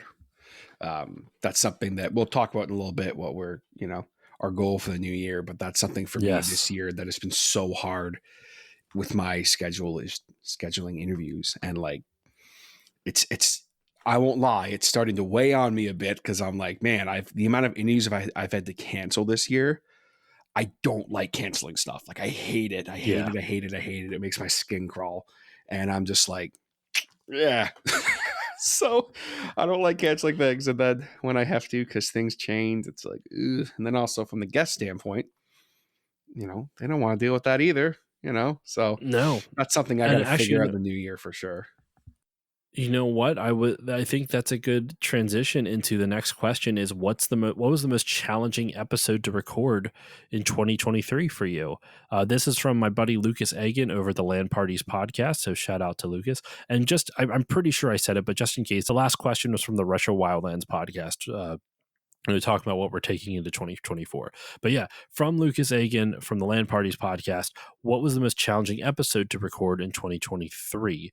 For myself, I know I just went last time, but since we're just going to swapping off who does first and last and all that other stuff. It was the Final Fantasy draft that came out over the summer, and that was strictly because of logistics, because of time management and scheduling, because those episodes, I'm only the MC, I'm only the commissioner, as I call myself on that. There are 4 other guests on it. So there's 5 different people, including myself, that we have to manage our schedules for. That can be very tough to do. That there's a lot of time that goes into it, and it can be tough to manage. So by far, that was the most challenging episode for me to record, just based purely on logistics. But what about you, TJ? What's your most challenging episode from this past year? I don't really know if there's one specifically I can pinpoint. Probably just pretty much any interview I did, just because of the scheduling. But well, actually, I'll give a better answer. That Halloween episode, probably because I was doing a lot of second guessing at that moment in time. I was like, man, I suck. Oh man, this sounds terrible. Blah blah blah blah. And all the sound design I did for it and everything, I spent hours on it, and it was challenging to get through because Mhm. I wanted it to be so perfect, right? I wanted it to be a very certain way that I heard in my head, and it took a lot to do that to get to that point. So it was definitely challenging recording it and editing it and doing the production and everything. But the end result was something I was very happy with. So that still counts, I think. Agreed. Let's move on to a little less serious one. We've talked about a few serious. We've done a few serious questions. This one is from Parallax Puddles. He actually asked a few others, but I don't know. Um, actually, one is, are birds real? The whole, you know, They uh, absolutely are. Wink. wink. And they're not CIA drones. Nope. Wink. No. I love that fake conspiracy theory. It's amusing. Another one he asked, which is a pretty decent one. I forgot to include this on our little like prep sheet, but an alien has landed their craft on your front lawn, and they asked you to show them the one game that best represents humanity. What would it be? Goat Simulator Uh, go to and it's or all. Manhunt, either or. Oh my god. Um, Oh my goodness. Serious answer, maybe Last of Us, just because it shows both the light and the dark, but more dark. But it's a sad Then they'll because leave it's a sad immediately. They'll be series. like, yo, these guys got like fungus zombies here. We're getting the fuck out of here. Seriously. Dance Dance Revolution Maybe might be a good one as well. DDR. Yeah, Yeah, yeah. okay. But yeah, I have no idea. Like what best I'd show represents Majora's humanity. Mask.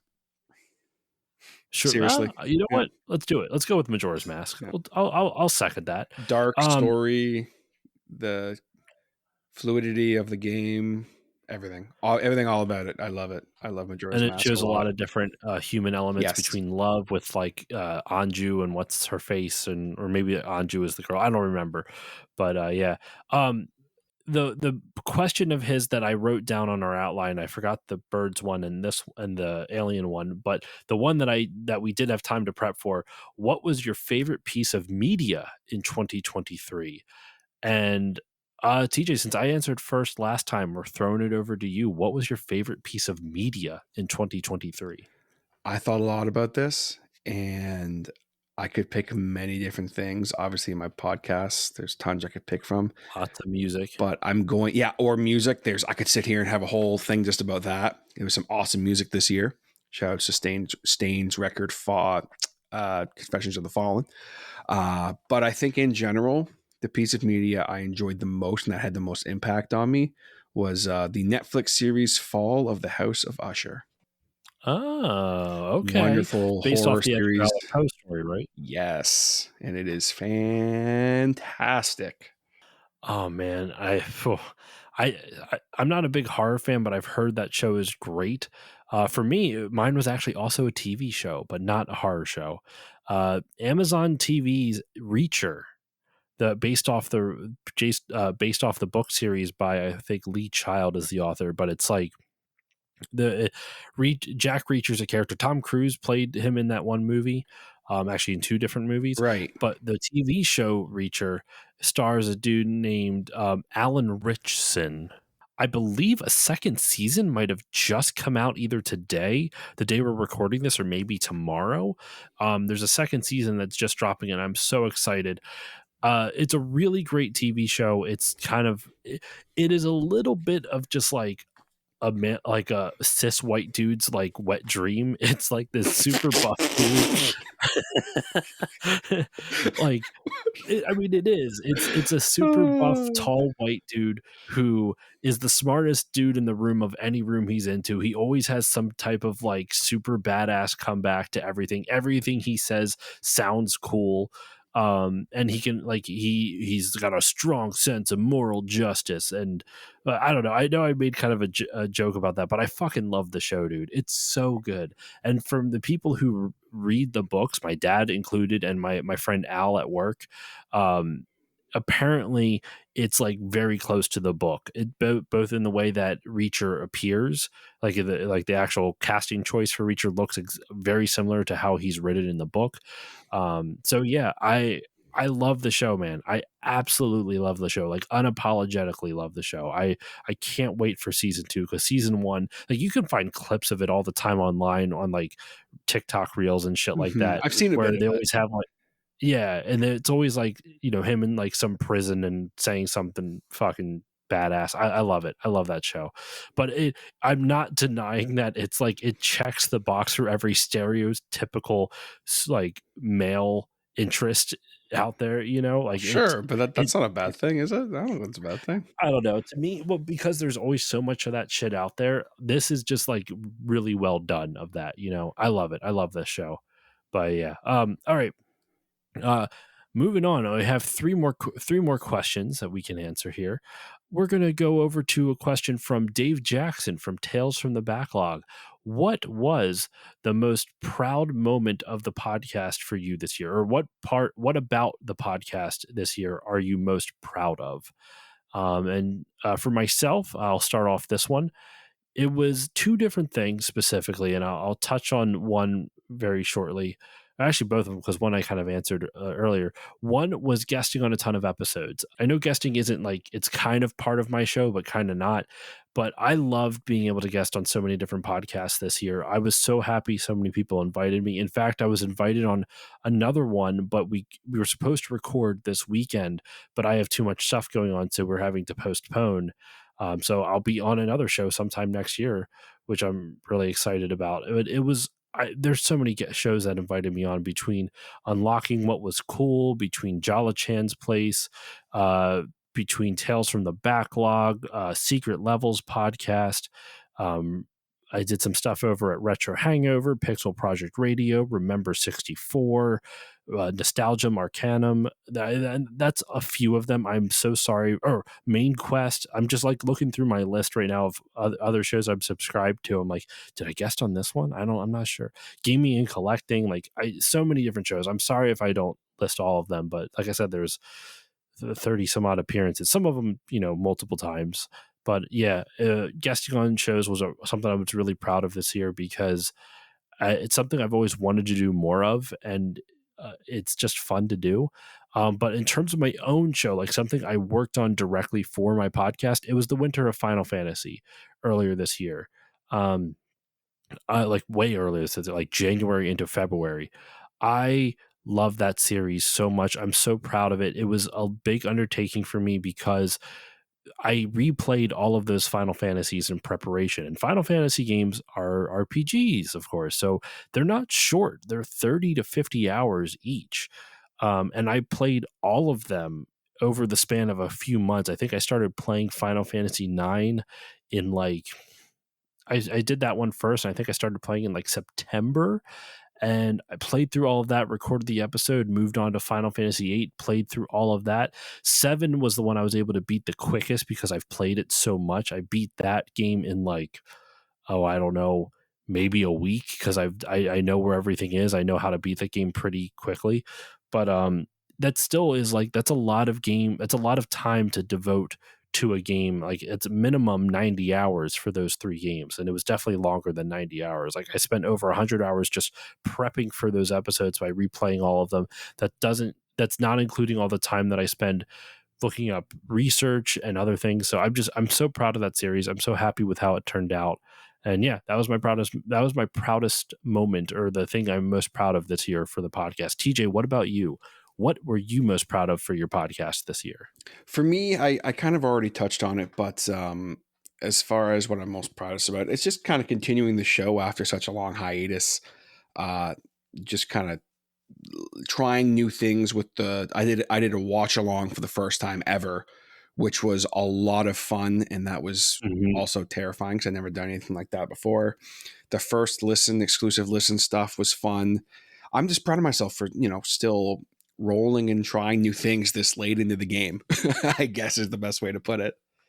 And yeah, that's You should be. mine's not as poetic, but that's that's about it. No, but even so, like we've talked about this. I think every year we do our retrospectives, where your schedule is like fucked as hell.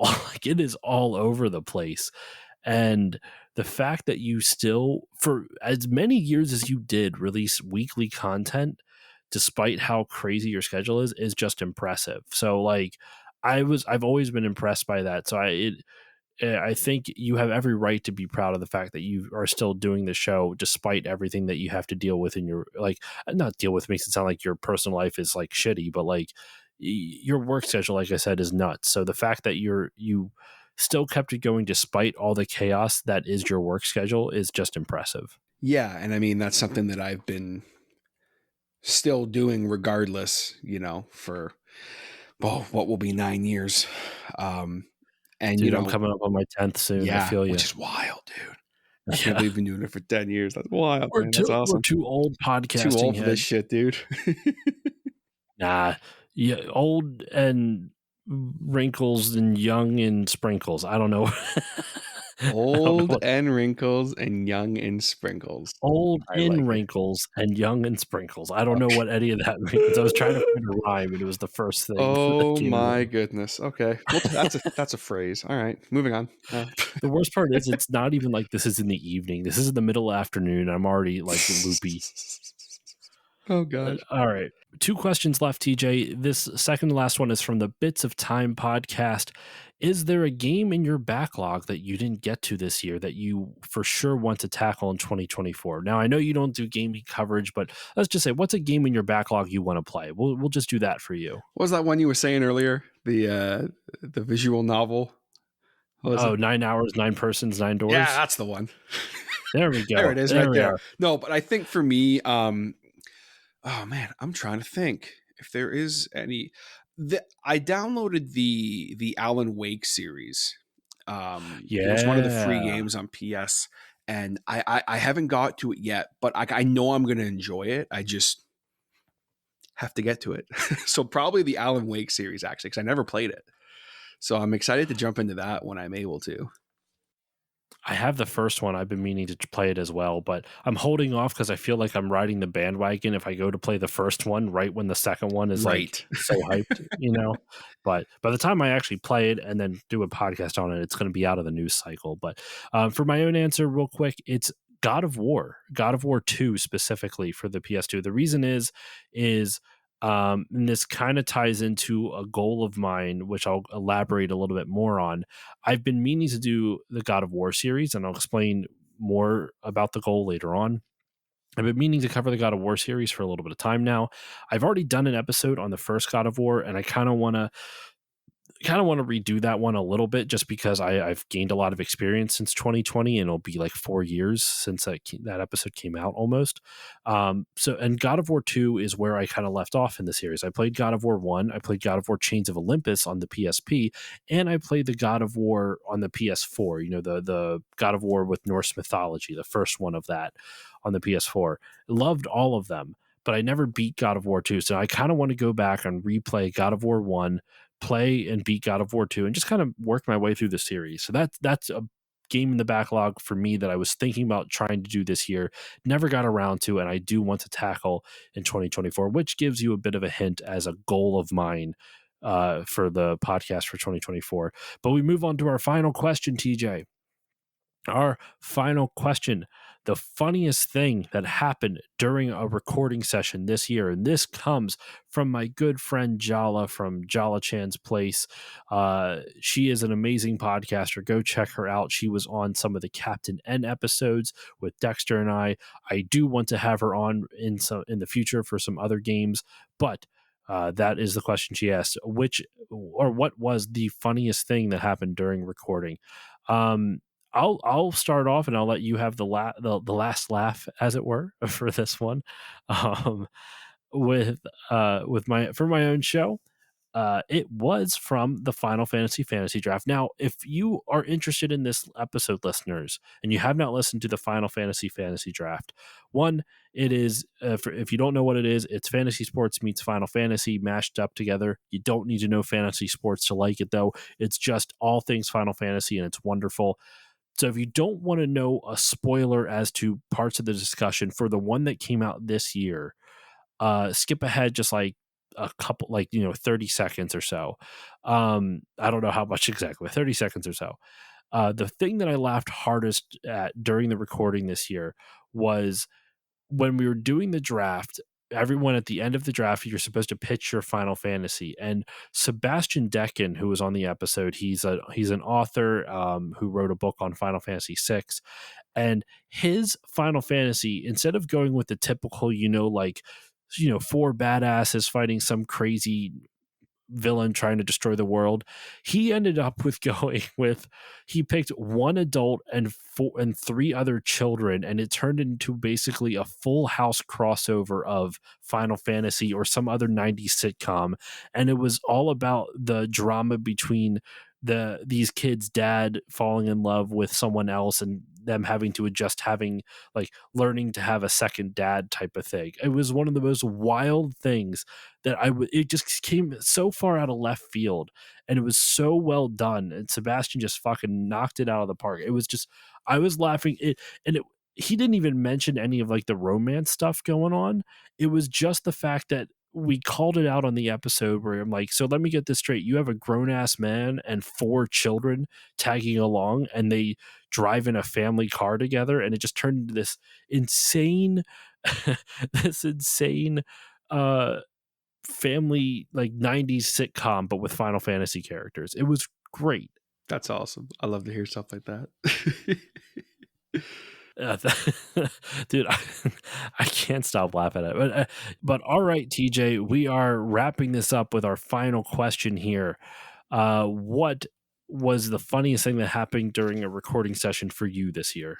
So for me, I'm gonna go with two. Number one, when I was recording the Ask Sam Anything episode with my wife, my dog Luna would not stop wooing. She goes, oh, woo, woo, woo, woo, woo, when she's happy and stuff. And for the entire recording session, that was all she was doing. So it was it was just kind of, I had to laugh about it because it was either I get frustrated or I laugh. So I'm like, you know what? She's happy to see us. She's happy. Fine. It's all good. Yeah, I'm talking about you. Yeah. She just looked at me. She's like, what are you talking about, bruh? And then the other thing was on my most recent, and you can actually see this if you go to the Hodder Show YouTube, my interview with Adam Baldwin from Flesh Guzzler. Sorry, that name is just. It's and also he's a vegan, by the way, so it's actually kind of hilarious that that's really funny. His solo band is Flesh Guzzler. As I was doing my intro spiel, the first 30 seconds of my spiel to introduce him and stuff and talk about him, Morty jumped up in my arms and was all over me. So it fucked me up really bad, but I left it in anyway. And then that's one reason why I uploaded the video of that interview. So if you go on the Hodder Show YouTube channel, you can actually physically see that. So it's kind of hilarious. But those are probably two of the funniest things that happened while I was recording podcasts this year. Some funny moments and stuff happened, but nothing that was super noteworthy that you wouldn't necessarily hear on air. Yeah, I getcha. Well, yeah, that's all the questions that we had. Nice. That was fun, though. From listeners. That was fun. A lot of good questions, too. So thank you to everyone who wrote in. We're going to wrap up this episode with we're kind of running along on time. So instead of listing a whole bunch of goals, let's just list one goal each. Unless you had planned more than one, TJ. But let's just list one goal each. So TJ, what's a goal for you in 2024? What do you want to see with your podcast in the next year? So for me, quite simply, I wanted to get to episode 400, which I'm, well on the way of. And I want to do a live episode for that on my Discord with guests interacting live. So instead of a Q&A type thing, I want them to be able to actually physically talk to me during that live episode. And then that'd be really fun. Yeah. It's something I've never done before. And I want to do it for episode 400, and I want to say it here now so that I have to do it. And that makes it a thing. And then the only other thing I need to mention, because we did talk about it earlier, and I haven't really officially said this yet until now, but 2024, early 2024, hopefully January, I will be making my Patreon podcast, Taste of Trepidation, the horror narration podcast, into a public show. Which is something that I haven't really talked about yet, but I think everyone pretty much sees it coming. You'd have to be pretty I think everyone can pretty much see that coming. The route I've been going the last Mhm. few years. But so Mhm. that's so my goals, two very simple goals. Get to episode 400 and keep going, keep doing my thing with the Hodder Show. Try that guest Discord thing. Try to, get better, obviously, with the Hodder Show, but then also launch Tape for Trepidation and just go all out with it and really try and make something cool and unique. That's my goal. And just have fun. Keep having fun. Of which I actually did one episode You of, I did. And believe. people I will did the hear that, narration. by the way. All So right. that's going to be fun. I'll count that as a guest spot for next year. Yes. So you're going to be at one at least whenever that happens. There we go. Without doing a goddamn thing, I'm already at one. That's great. For my own show, y'all, I want to do. So I had an idea. I normally don't shout out my ideas that don't come to fruition, but maybe I'll do something like it anyway. This year I did Winter of Final Fantasy. Well, I'm like, well, how can I do another series like that? And I thought it'd be fun to do Winter of War, which I would cover the God of War series, these or three of the games from the God of War series, just to kind of keep with the whole three thing. Since I did three Final Fantasies, I'll do three God of Wars. So Winter of War, it is something I want to do. But maybe I'll change it, but like Winter of War is just so alliterative, so I kind of want to, if I do those God of War things I mentioned before, I want to wait until winter. So we'll see if I can get it in like February. We'll see. I might have time depending on how long it takes me to play through the games and do research and all that other good stuff. But yeah, so that's one of them. And still, as I have said in previous retrospectives, I still want to do that scripted episode. I have an idea, I have a story in mind. I have not taken the time, and I have time to do it. I do. I just keep putting it off, and I don't know why. I just need to sit down and record basically like an audio drama. Like there are some short stories that are video game based that I could use that I think would work. I have one definitively in mind. Like I said, though, I would want to record it and then ask permission, and then if they're cool with it, I'll release it. If they're not, I just won't, and it'll just be practice for me, and that's fine. But that's really my goal. I want to do a Winter of War. I want to cover the God of War games.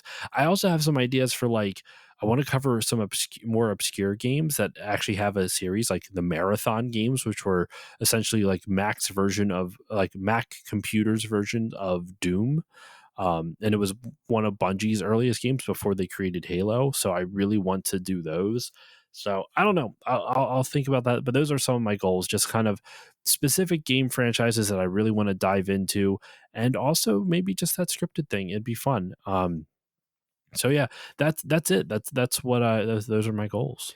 As far as the scripted audio drama thing, that I'll be happy to help with that any way I can, because that's kind of going to be my wheelhouse. I So will I will probably be asking for some help specifically with yes, like the ambiance.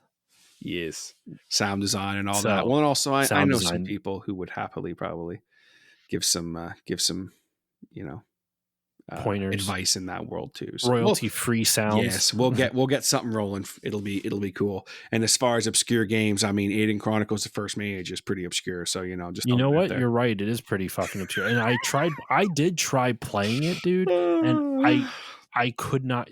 I need to give it a more serious try, You but got it to was get like rough. 3 or 4 hours in, then it starts getting acceptable.